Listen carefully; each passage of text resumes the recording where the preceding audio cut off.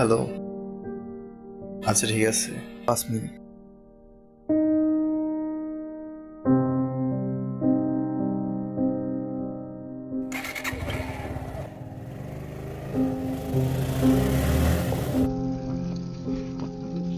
একটা কথা কি জানো, কি আমরা যত ক্ষুদ্র পাপই করি না কেন, প্রকৃতি কিন্তু তার পদ্ধতি নিয়ে নেয়। ঘুরে বেড়াইছো, আমি বিশ্বাস করি না।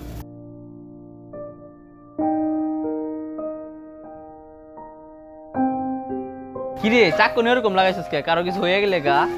বেটা আমি একার প্রফেশনাল বেটা, ট্রেনিং লইতাছি, বুঝছস তুই? তাহলে আন যাবি কই?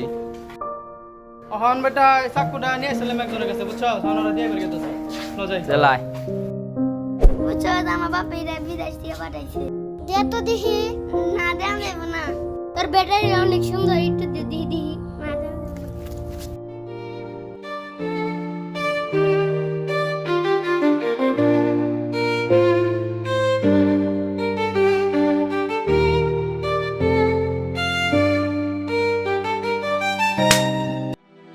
ভাই আমার থাপড় দিলেন গে। তো ওই দাস না, তুই ধাক্কা দিলি কে? জানতি কে? কিরে ভাই তুই আমার মারুস কে?